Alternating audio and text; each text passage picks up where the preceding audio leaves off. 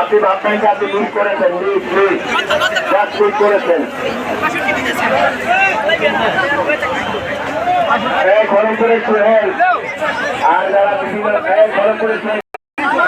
আমরা ইতিপূর্বে এত কম রওনা দেখি নাই, তো আমরা বেলজিয়াম সুমনকে ধন্যবাদ জানাচ্ছি।